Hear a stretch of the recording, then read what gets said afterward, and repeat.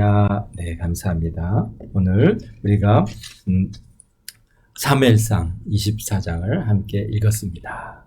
오늘 말씀을 통해서 깨닫는 은혜가 또 응답받는 축복이 넘쳐나게 되시기를 바랍니다.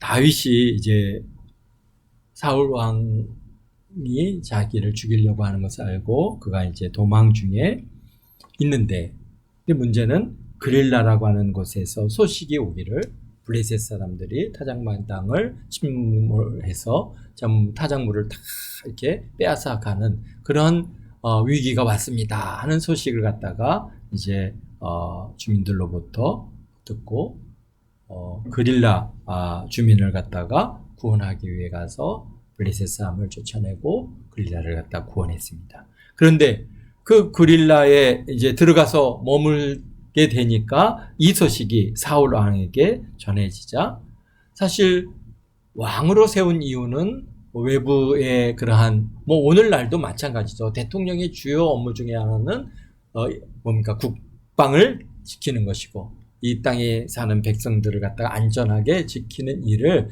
최우선으로 우리에게 두어야 하는데, 그런데 사울 왕은 그릴라가 블레셋의 침공을 받았습니다 할 때는 꼼짝도 않고 있던 그런 사울 왕이 거기 그릴라에 다윗이 있나이다 그랬더니 그냥 병력을 데리고 다윗을 잡으려고 그릴라로 내려왔습니다. 그래서 다윗은 그러한 사울 왕을 피해서 이제 그릴라에서 10광야에서 이제 마흔광야로 계속해서 피신해 도망 다니게 됐습니다. 사실 어디 위치가 공개되기 전까지는 그렇게 좀 계속 피신하는 일이 없어도 조용히 이렇게 살았는데, 그런데 이제 그릴라의 자신을 드러내는 이 일로 인해서 결국은 사울 왕이 아주 집중적으로 다윗을 이제 쫓아가요.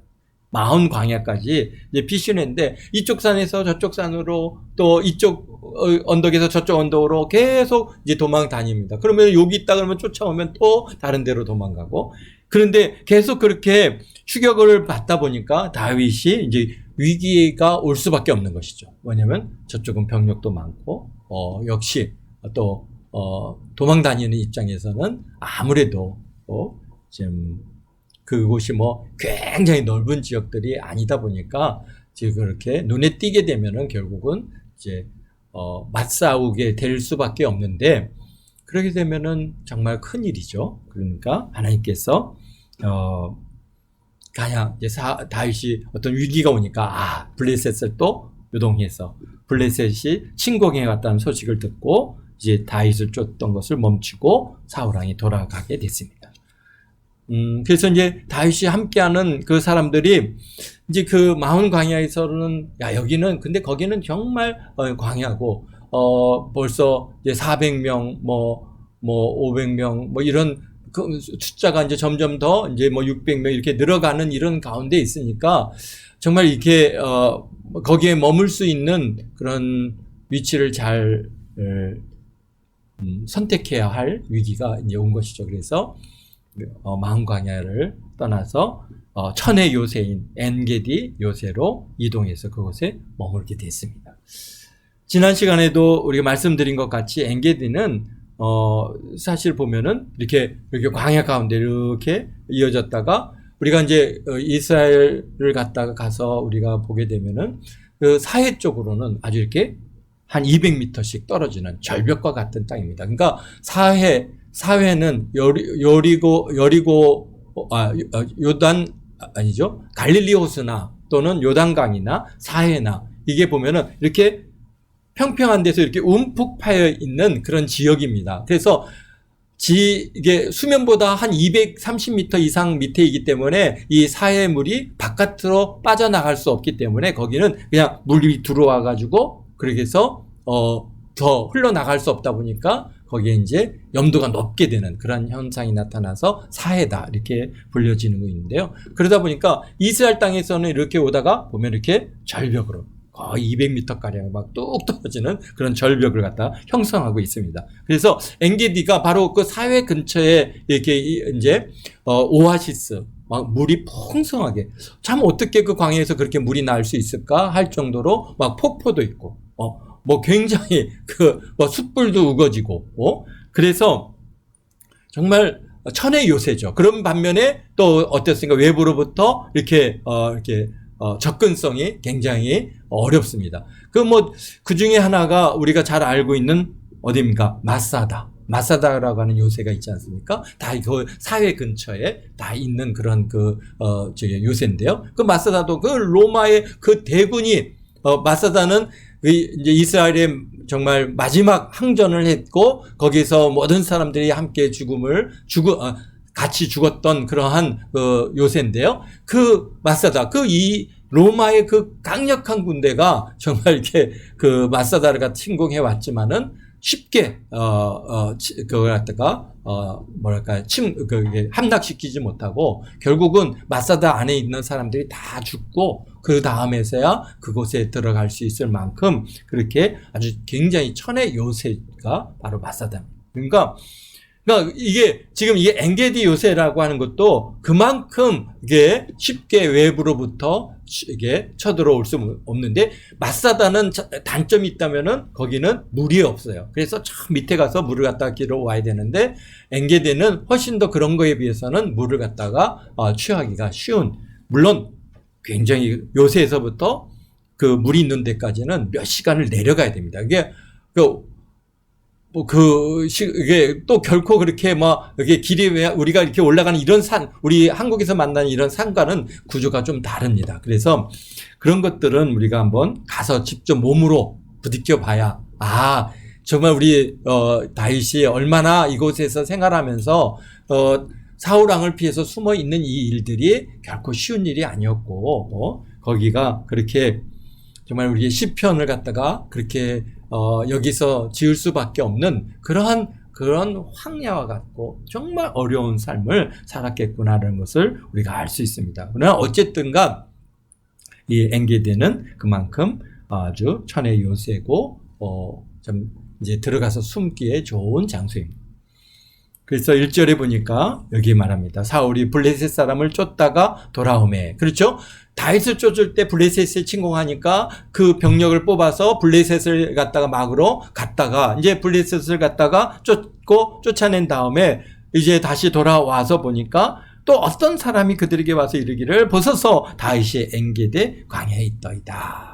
이게 이제 왜 그렇겠습니까? 이미 뭡니까? 지명수배가 이제 전국에 떨어진 거죠. 그러니까 이제 어디 있는지 알리기만 하면은 내가 포상금을 주겠다든지, 또는 아니면은 여러 가지 상을 아마도 제공하는 그러한 뭔가 이유가 있겠죠. 우리는 여기 성경에는 그런 말씀들이 없으니까 우리는 알 수 없지만, 다윗이 어디 있다고 하기만 하면은 그냥 즉각 올라가서 이게 사울 왕에게 이제 보고를 하고 알립니다. 그 중에 하나가 오늘 보니까 엔게디 광야에 있다이다. 그래서 사울이 이제 그리고는 이제 온 이스라엘에 택한 사람 3,000명을, 여기 2절에 보니까 사울 왕이 3,000명을 데리고 이 다윗을 잡으러 갑니다. 엔게디라는 것이 대략적으로 어떤 곳인가를 아니까 이게 그냥 몇백 명 몰고 가서는 될 일이 아니라는 것을 알겠죠. 그러니까 거의 이스라엘의 전 병력 같은 숫자죠. 왜냐하면은 이 사울 왕이 3,000명을 갖다가 자기의 주요 군사로 두었고, 그리고 그들이 이제 계속해서 이렇게 지금까지 살아오고 있다 보니까 여기서 아마도 이 3,000명은 자기 직속 부하들 중에 전체를 딱 데리고 이제 다윗을 잡으려고 다 왔는데, 지금 그곳에 어디에 왔냐면은 다윗과 그 사람들을 찾으러 들염소 바위에 갈새. 여기 들염소 바위라고 하는 곳이 아주 유명한 바위입니다. 굉장히 규모가 크고, 지금도 우리가 이렇게 좀 성지 순례를 가면은 꼭 들려볼 그곳 중에 하나가 이 들염소 바위가 있는 곳인데요. 그 바위는, 그러니까 들염소 바위라는 것은 그게 워낙 이게 이제 사해 쪽으로 이어지는 그런 절벽으로 이어지는 곳이 있다 보니까 들염소나 산양이나 이런 것들이 주로 사는 곳입니다. 그러니까 우리가 들염소들이 어떤 곳에 사는지 우리가 보면은 이렇게 뭐라 그럴까요? 자연 다큐 같은 거 이렇게 보면은 산양들이 높은 히말라야 산양들을 보면은 막 절벽 같은 이 깊은 높은 그 절벽에서 이쪽에서 저쪽으로 뛰어다니고 막 뛰어다니면서 거기서 어떻게 저렇게 살 수 있을까 할 정도로 그런 아주 절벽에 매달려서 살아가는 것들을 갖다가 보게 되는데요. 마치 지금도 여기가 거의 그런 것과 비슷한 곳입니다. 그러니까 일반 동물들은 살기는 어렵고 들염소나 들산양이 살다 보니까 이 들염소 바위다라고 그렇게 불려지는 곳인데요. 그 가까이 근처에는 또 지형적으로 막 이렇게 화강암 같은 이런 그런 되게 막 이렇게 돌멩이가 아니다 보니까 뭐도 많이 있어요. 이렇게 굴도 많이 있고 그래서 들짐승들이 살기에 좋은 장소이기도 합니다. 그러다 보니까 거기에는 또 뭐도 키워요? 양들도 키우고 그래서 양들이 이제 양들이 들어가서 사는 그런 굴이 있어서 그 굴에 들어놨다가 또 이제 꺼내서 양을 치고 그렇게 할 수 있는 그런 지형적인 특징을 갖고 있는데요. 근데 길을 가다가 양의 우리가 있은즉 그러니까 여기 보니까 3절에요. 이제 사울왕이 가다 보니까 양의 우리가 있는 그러니까 뭐냐면 굴입니다. 굴이 있어서 굴에다가 양을 갖다 집어넣었다가 이제 이렇게 우리를 만들었다가 또 꺼내 가지고 이제 양을 치고 이렇게 하는 곳인데요. 그러다 보니까 이 양의 이 굴이 있어서 사울왕이 좀 갑자기 뒤가 말해진 거예요. 여기 보니까 이 뒤를 보러 들어가니라 이렇게 이제 3절에 말. 그래서 아마도 용변을 보려고 그렇게 이제 굴에 들어가서 그렇죠. 뭐 다 그 부하들이 있는 가운데서 용변을 본다는 것도 좀 그렇고 아마 용변을 보려면은 아마 다른 데서는 뭐 천막을 친다든지 이렇게 해서 좀 구분을 해서 왕이 편히 용변을 볼 수 있도록 해야 되는데 마침 뭐 굴이 있으니까 우리 저기 들어가서 잠깐 용변 보고 가자. 그리고 이제 사울 왕이 용변을 보러 갔는데 그 용변 보는데 또 호위무사들이 딱 옆에 크게 서서 또 왕이 그러니까 힘쓰고 막 이렇게 하는 거 옆에서 지켜보고 그렇게 있긴 좀 민망하잖아요. 그러니까 아무래도 왕이 이제 이게 굴에 들어가서 이제 용변을 보고 아마도 이제 굴 입구 쪽은 호위무사들이 함께 이제 지키고 있는데 그런데 이게 공교롭게 거기에 누가 있었습니까? 다윗과 그와 함께하는 사람들이 그 굴 깊은 곳 쪽에 거기에 들어가서 거기에 숨어 있었는데. 그것을 갖다가 사울왕은 알지 못했고 다윗은 얼마나 깜짝 놀랐겠습니까? 사울왕이 자기를 잡으러 쫓아오는데 보니까 자기가 숨어있는 굴로 왕이 들어오는 거예요.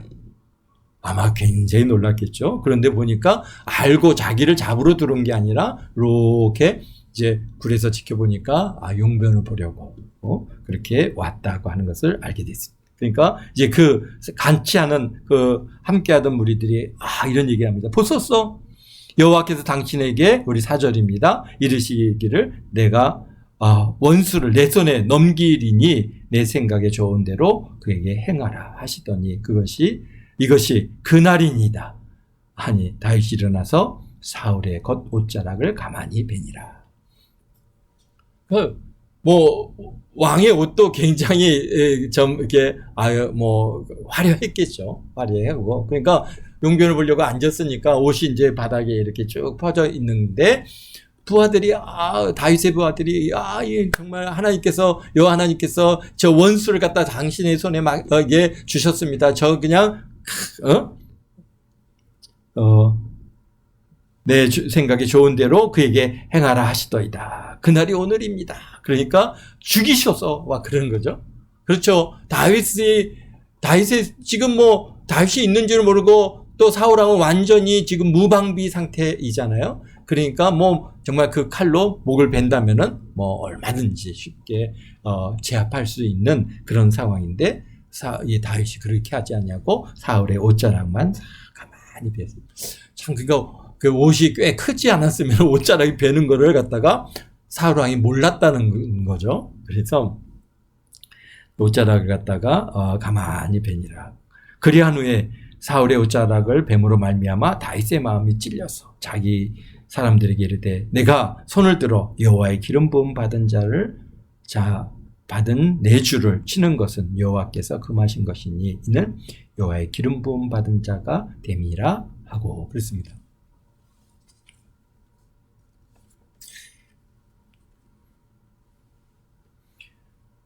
어, 그 다윗이 그 사울 왕의 옷을 베인 것이 다 마음이 아픈 거예요. 그러면서 얘기하기를 여기 너희 손대지 마라. 이분은 어떤 분이냐? 비록 자기 목숨을 갖다가 노려서 이렇게 죽이러 오고 있지만 어쨌든가 하나님께서 기름 세운 이스라엘의 첫 번째 왕이지 않습니까? 그러니까 내가 그 하나님께서 기름 부어 세운 사람에게 내가 해를 가하는 것은 옳지 못하다. 그러면서 그것을 갖다가 이제 이 함께하는 무리들이 비록 다윗은 옷을 갖다 살짝 비웠지만 옆에 있는 자는 뭐 다윗과는 뭐 다르잖아요, 생각이. 이 놈이 그냥 그리고 팍 칼로 베어서 죽일 수 있는 그런, 비록 다윗은 안 죽였지만 다른 사람들이 그 함께하는 무리들이 다 그 사울 왕을 죽일 수 있음에도 다윗이 말린 것이 안 된다. 그러면서 다윗이 여기 7절에 보니까 다윗이 이 말로 자기 사람들에 금하여 사울을 해하지 못하게 아니라 사울이 일어나 굴에서 나가 자기 길을 가니라 그랬습니다. 참 여기서 우리에게 주어지는 이런 교훈이 하나 있는데요. 뭐냐면요. 우리가 이제 살다 보면은 여러 가지 문제들이 만나고 또 참 우리에게 뭔가 내가 이게 뭔가를 해야 되는 상황, 또 여기 다윗과 같이 정말 자기를 갖다 해하려고 하는 사람을 갖다가 다 징계를 가할 수 있는 이런 기회, 이런 것들이 사실 우리에게 기회가 왔다고 할 때 그것이 하나님의 뜻이라고 우리가 단정하지 말라는 것이죠. 참 이게 참 어려운 일이기는 합니다. 우리가 생각할 때 우와 기회다. 그러고는 탁 기회를 갖다가 잡아야 된다라고 그렇게 우리는 배워왔는데, 그런데 오늘 이 사무엘상 24장에서는 이런 사울 왕을 갖다가 내 원수, 나를 죽이려고 하는 이 원수를 죽일 수 있는 기회가 왔다. 그 무리 주위 함께하는 그런 사람들이 보시옵소서, 여호와께서 당신 손에 이 원수를 갖다가 이제 저게 막 넘겨주셨습니다. 당신 뜻대로 하십시오. 막 그러면서 사울 왕을 죽일 수 있는 이런 기회가 왔지만은 사실 사울 왕을 죽이는 것은 인간적인 복수이지만 하나님께서는 다윗을 하나님을 신뢰하기를 원했고 하나님의 뜻에 맞춰 가는 그런 연단의 훈련의 시간들이잖아요. 하나님을 배우고 경험하고 하나님을 갖다가 더 깊이 알고 하나님을 의지하고, 그래서 하나님께서 그때 하나님의 때 하나님께서 직접 행하시는 일들을 갖다가 우리가 기다리는 그런 시간이 다윗에게 있습니다. 그런데 이런 훈련의 시간을 갖다가 만약에 다윗이 이게 기회다 하고 낼름 그 기회를 잡았다고 하면은, 그래서 사울을 죽였다고 한다면은 그는 뭐가 되겠습니까? 그는 왕을 죽인 반역자일 뿐입니다. 그렇죠? 이스라엘의 왕으로 세워야 되는데 왕을 죽인 반역자, 이거는 사실 만약에 그가 그래서 내가 이제 왕이다라고 나간다면은 백성들의 아마 강력한 저항을 받았을 겁니다. 왜? 이 왕을 죽이는 이 패역한 놈, 그것도 누굽니까? 자기의 장인어른 아닙니까? 이런 사람을 죽이는 이런 패역한 놈이라고 아마, 그를 갖다가, 왕이 아마 결코 될 수 없을 것은 국민적인 저항을 받았을 것입니다. 다윗은 하나님의 말씀에 순종하고 하나님의 때를 기다려야 하는 것입니다. 그래서 우리가 이게 살다 보면은 그러니까 이게 기회구나 생각하고 그것을 낼름 잡았다가 완전히 패가망신하는 사람들이 생각보다 우리 주위에 많이 있습니다. 그것도 사기꾼들이 그런 것들을 갖다 노려서 우리가 어려웠고 뭔가 이 사람이 요구하는 요구를 탁 만들어서 탁 주죠. 그냥 낼름 삼켜 먹기에 너무나도 좋게 주는데 그 안에는 뭐가 있습니까? 독이 들어있지 않습니까? 그래서 완전히 그냥 사기를 당하고 패가망신하게 되고 정말 회복하기 어려운 상황으로 던져지는 일들을 우리 주위에서 많이 그런 것들을 보게 되는데요. 그러니까 기회다. 이게 내가 먹을 만하다. 근데 우리가 늘 생각해야 돼. 이게 왜 나한테 왔지? 이게 내가 뭔데 이런 기회를 나에게 주지? 저 사람이? 그러면서 우리가 한 번은 더 의심해 봐야 되는 것이고 또 하나님 앞에 물어야 되는 거. 하나님, 이것이 기회입니까? 위기입니까? 하나님께서 원하시는 일들이 하나님께서 이런 방법으로 이 일을 이루시기를 원하십니까? 우리가 자꾸 그런 것들을 질문하고 하나님의 그런 인도함을 받아야 할 필요가 있습니다. 그렇습니다. 사실 다윗은 이스라엘의 왕으로 하나님께서 세우시겠다고 분명히 사무엘을 통해서 하나님께서 다윗의 기름 부어 세워 주셨지 않습니까? 그 이후로 계속 연단을 받아가고 있는 가운데 있고, 그래서 내가 자기 스스로 왕위에 오르려고 사울 왕을 치어 죽이고 왕위에 올랐다고 하면 역사적으로 그냥 반역을 해서 쿠데타를 일으켜가지고 왕을 갖다가 죽여서 된 그러한 다윗 왕, 존경받을 수 없는 것이죠. 그러니까 여기서 정말 이 기회, 이거 딱 봐라 하고 지금 사울을 갖다가 다윗에게 딱 이렇게 넘겨줬잖아요. 그럴 때 다윗은 그를 제어할 수 있었던 가장 큰 힘은 뭐였습니까? 하나님의 기름 부음 받은 자에게 내가 해를 강하지 않겠다. 바로 그것이죠. 악한 사람이죠. 세상이 다 아는 악한 자예요, 사울은. 다윗에 있어서는 정말 이거 악해서 죽여 마땅한 그런 사람이지만은 하나님께서 기름 부어 세우신 그런 이스라엘의 왕을 내가 해를 가하지 않겠다라고 하는 것이죠. 그래서 만약에 다윗이 그의 해를 가했다면은 아마 이스라엘의 왕도 못 됐을 것이고 역사적으로 이렇게 존경받는 인물이 안 됐을 뿐만이 아니라 또 그 다윗의 가를 통해서 예수 그리스도를 우리 하나님께서 보내주시는데 아마도 그런 일들을 이루어 가지 못했을 것입니다. 그런데 결국은 하나님께서 이루어 가시잖아요. 다윗이 사울을 죽이는 게 아니라 하나님께서 사울을 갖다가 이제 때가 되니까 다 거두시고 그리고 이제 그 뒤를 이어서 다윗을 이스라엘의 왕으로 세우시는 것을 우리가 보게 됩니다. 여기서 주어지는 중요한 그러한 우리에게 주는 도전은 바로 그것이죠. 기회라고 해서 그게 다 기회는 아니다는 것이죠. 정말 하나님께서 주신 것이냐?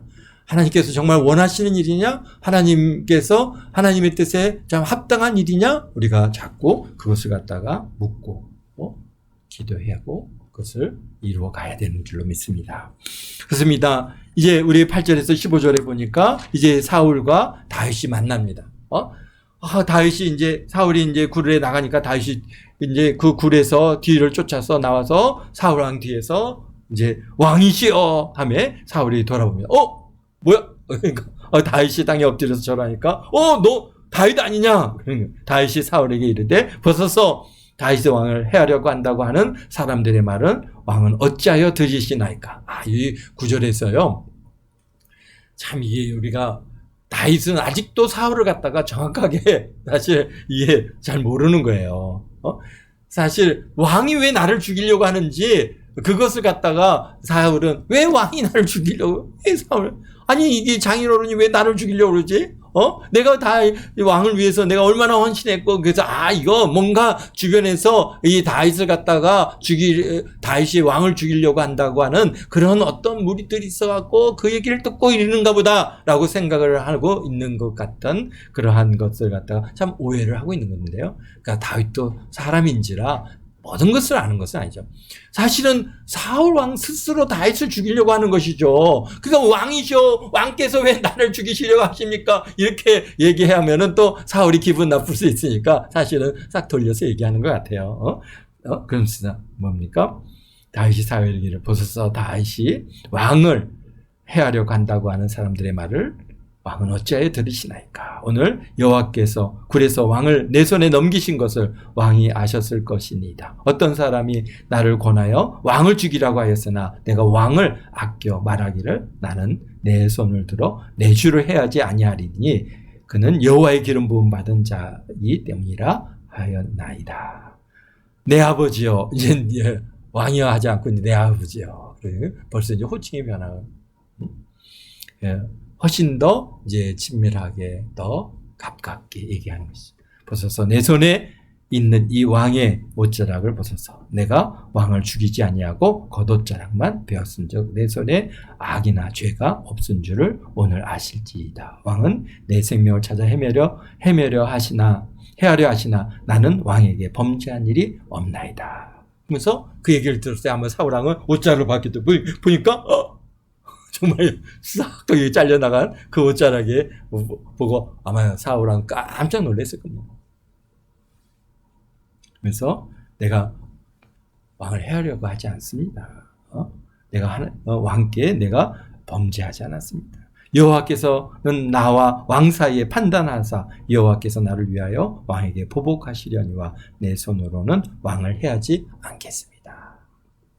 이게 분명한 이러한 그 뜻을 갖다가 여기에서 세우고 있죠. 그래서 이거 왕께서 이제 여호와께서 왕에 대해서 보복하실 것이고 내 손으로 왕을 해하지 않겠습니다.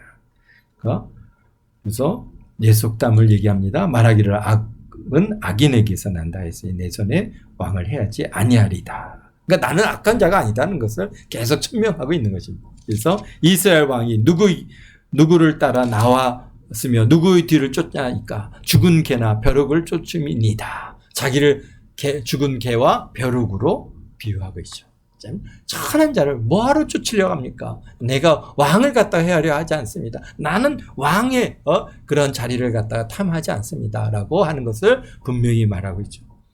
그러니까 그런즉 여호와께서 재판장이 되어 나와 왕 사이에 심판하사 나의 사정을 살펴 억울함을 풀어주시고 나를 왕의 손에서 건지시기를 원하나이다. 그러니까 사울왕이 이제서야 그 모습을 보고 다윗이 사울에게 이같이 말하기를 마침에 사울이 이를 때 내 아들 다윗아 이것이 내 목소리냐 하고 소리 높여 울며. 그러니까 사울이 이제 감동을 받은 거예요. 분명히 자기가 어쩌라고 보니까 정말 베어져 있는데 다윗이 나의 왕을 갖다가 해하려 가지 않습니다. 나는 악한 자가 아닙니다. 나는 정말 죽은 개나 벼룩 같은 그런 존재입니다. 내가 왕을 갖다가 이렇게 탐하지 않습니다라고 그렇게 얘기하는 그런 다윗의 말에 사울이 감동을 받았어요. 그래서 여기서 소리 높여 울었다. 정말 이게 놀라운 일이죠.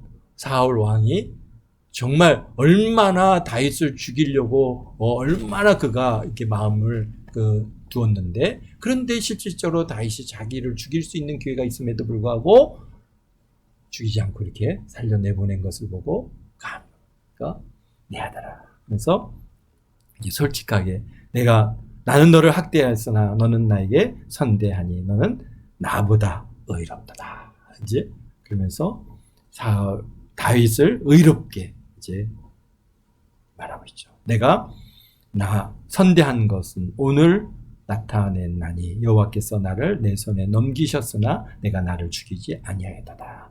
사람이 그의 원수를 만나면 그를 평안히 가게 하겠느냐. 내가 오늘 내게 행한 일로 말미암아 여호와께서 내게 선으로 갚으시기를 원하노라. 그러면서 이제 정말 중요한 얘기를 하죠. 20절, 21절에 보면 보라 나는 내가 반드시 왕이 될 것을 알고 이스라엘 나라에 내 손에 경고히 설 것을 아노니.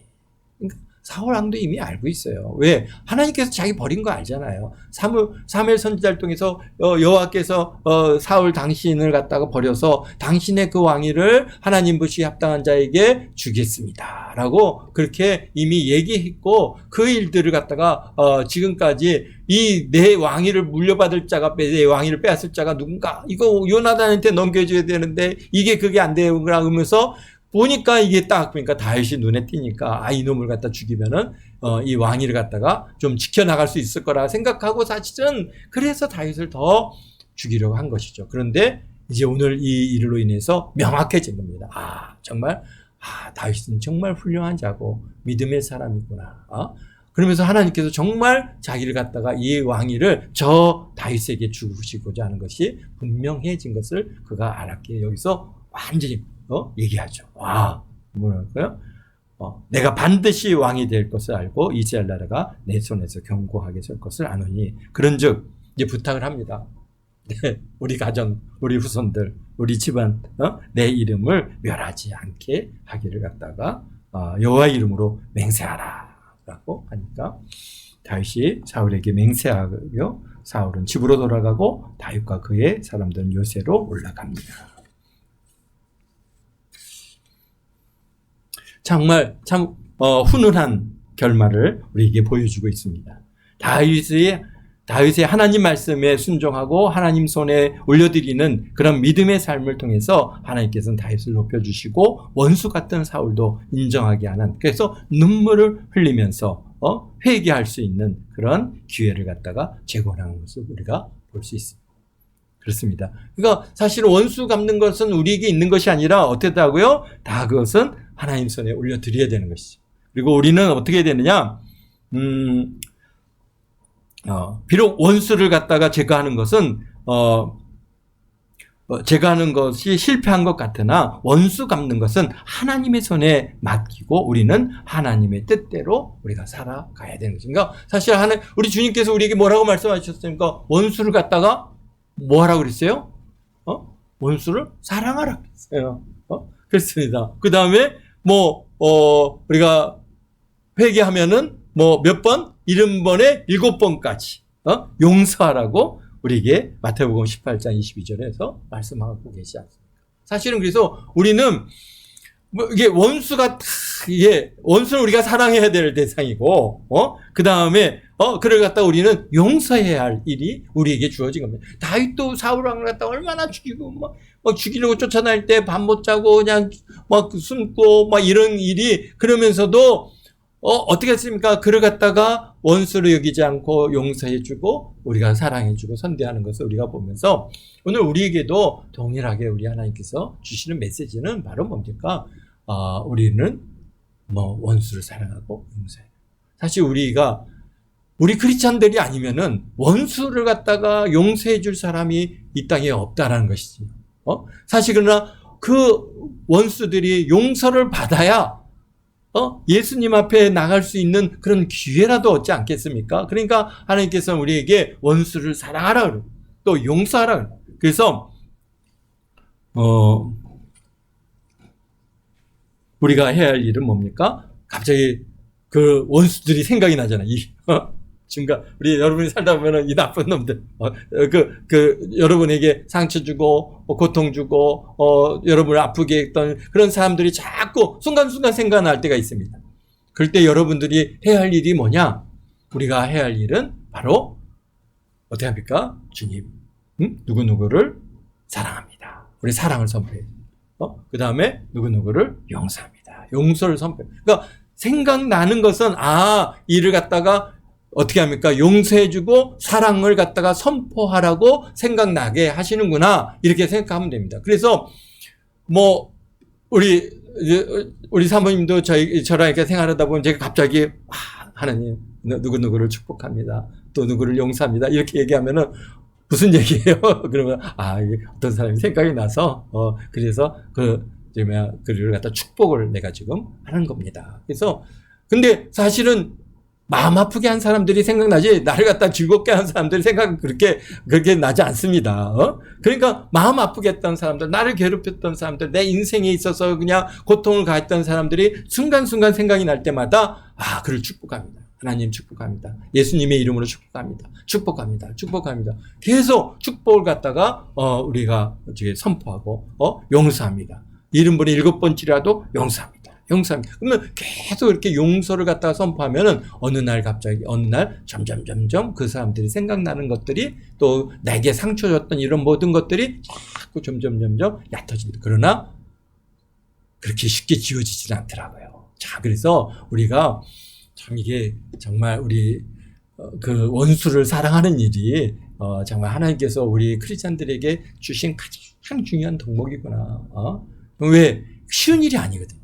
내 힘으로 될 수 있는 것도 아닙니다. 그래서 우리가 여러분들이 살아가면서 그런 고통을 가했던 사람들, 또는 여러분을 아프게 했던 사람들, 여러분들을 갖다 눈물 짓게 했던 사람들이 자꾸 생각날 때마다 예수님의 이름으로 우리의 용서를 선포하고 그를 축복을 선포하고. 그래서 우리에게 뭐라고요? 우리를 갖다가 우리 영어 성경에는 피스메이커, 평강을 갖다가 주는 사람. 사실 우리 크리스찬들은 피스메이커지 않습니까? 평화를 갖다가 우리가 선포하고 만들어가야 할 이런 중요한 하나님의 뜻을 이루어가는 그러한 중요한 우리들입니다. 그렇기 때문에 여러분들이 이렇게 참 이것을 통하면서 다윗도 얼마나 그 사울을 갖다가 죽이고 싶었겠습니까마는 그러나 하나님께서 기름 부음 받은 자라고 하는 것을 알고 그의 해를 가하지 아니할 때 사울 왕이 회개하잖아요. 그러면서 완전히 그에게 인정하고 이제는 그래 너가 왕이다. 하나님께서 너에게 참 이 이스라엘 왕을 또 너의 왕권이 견고해질 것이다. 이스라엘 나라가 내 손에 견고히 설 것이다. 라고 그렇게 예언적인 얘기를 갖다가 사울 왕이 했습니다. 근데 또 우리가 근데 사울은 이제 자기 집으로 돌아갔는데 다윗은 자기 집으로 돌아가지 않았어요. 어디로 갑니까? 그들의 사람들은 요새로 올라갔다. 그러니까 엔게디와 요새로 갔어요. 그 사울과 이제는 다 해결됐잖아요. 그러면은 이제 집으로 갔어야지. 근데 집으로 안 가요. 다시 요새로 들어가요. 그래서 참 우리가 여기에서 또 우리 배우는 그러한 그 교훈은 뭐냐면요. 사람이 그렇게 쉽게 변화되지 않는다는 겁니다. 참 이게 사람이 변했다고 할지라도 쉽게 믿거나 방심하지 말아야 된다는 것이죠. 우리가 여러분들이 그래서 다윗이 사울 왕이 울면서 용서를 구하였지만은 그러나 경계심을 풀지 않습니다. 그래서 어디로 갑니까? 집으로 가고 야 우리 다 해결됐다. 우리 각자 집으로 돌아가라. 그리고 집으로 돌아가지 않고 엔게디 요새로 올라갔잖아요. 근데 보니까 26장에서 보면은 사울 왕이 다시 다윗을 죽이려고 합니다. 그런 것을 보면서 사울 왕은 다시 다윗을 공격하고 죽이려고 덤벼드는 것을 보면 사람은 쉽게 변하지 않는다는 것입니다. 그래서 사람은 신뢰의 대상이 아니라 어떻다고요? 사랑의 대상이라는 것을 늘 명심하게 되시기를 바랍니다. 그래서 어떤 사람들이 이렇게 이제는 다 변화돼서 회개하고 눈물로 회개하고 용서를 구하고 그래서 이 사람이 이제 완전히 변화됐구나. 그리고 그를 갖다가 그런 변화된 것에 대해서 신뢰하는 것. 그래서 우리가 경계심을 풀게 되면은 언젠가는 우리 사울 왕이 다윗을 죽이려고 덤벼드는 것처럼 우리가 그런 사람들로 인해서 또 우리가 공격을 받고 상처를 받을 그런 위험성이 늘 있다는 거예요. 그래서 우리가 쉽게 경계심을 풀어서는 안 되는 것이죠. 그러면서 우리가 명심해야 될 게 그거죠. 사람은 신뢰 대상이 아닙니다. 뭐라고요? 사람은 사랑의 대상입니다. 근데 우리가 신뢰는 못하지만 사랑은 해줄 수 있잖아요. 그렇지 않습니까? 이 사람이 완전히 변해됐습니다. 새 사람이 됐습니다. 그래 인정은 해줄 수 있어요. 그러나 우리가 경계심은 우리가 풀지 못. 그러나 또 뭐가 있어요? 사랑해줄 수 있죠. 그래, 당신 내가 사랑합니다. 우리가 당신을 사랑합니다. 내가 예수님의 이름으로 사랑합니다. 그래서 우리가 이게 살아가면서 여러분들이 정말 좀 마음에 명심해야 될 것 중에 하나는 사람은 신뢰 대상이 아니라 뭐라고요? 사랑의 대상이다. 그러니까 사랑의 대상으로 받으면 상처가 없습니다. 신뢰를 했더니 믿음이 깨졌어. 그래서 이 나쁜 놈 말이야. 그러면서 그렇게 그런 어떤 신뢰감이 깨어졌을 때 오는 그 상처는 이루 말할 수 없는 것이죠. 그런데 그런 것보다는 어떻다는 거예요? 사랑으로 대상. 우리가 부모가 자녀들을 갖다 사랑하는 마음으로 우리가 대할 때 자녀들이 뭘 해도 그냥 정말 끝까지 사랑하지 않습니까? 그런 사랑의 대상으로 우리 하나님께서 우리에게 사람들을 주셨다고 하는 것을 늘 명심하시고 내 가족이든지 내 친구이든지 내 직장 동료이든지 모든 주변에 있는 모든 사람들은 우리가 사랑의 대상인 것이지 신뢰의 대상이 아니다고 하는 이 사실만 늘 마음에 새기고 살아가면은 여러분들이 큰 상처를 받을 이유도 없고 또 뭔가 큰 위기에 빠질 이유도 없습니다. 그래서 사랑을 믿었다가 정말 패망하고 좀 멸문지하에 빠졌던 이 사람들이 얼마나 많이 있습니까? 그런데 우리가 그것을 갖다 이게 오늘 말씀처럼 다윗은 사울을 갖다 믿지 않았습니다. 회개하고 눈물까지 흘리면서 회개하고 갔지만은 그러나 그를 믿지 않았습니다. 그래서 엔게디 요새로 올라갔고 나중에는 뭐 10광야로 피신했다가 그것도 안 돼갖고 아예 이제 어디로까지 갑니까? 블레셋 땅에 시글라에까지 피신해서 가는 것을 갖다가 우리가 보게 되는데요. 그러니까 그렇지만 끝까지 다윗은 또 사울을 갖다가 어떻게 했습니까? 사랑했습니다. 정말 사랑하고 또 사랑했던 그러한 다윗의 심정이 오늘 우리가 배워야 할 중요한 교훈 중에 하나라고 보아지는 것입니다. 기도하겠습니다. 거룩하신 아버지 하나님 감사합니다.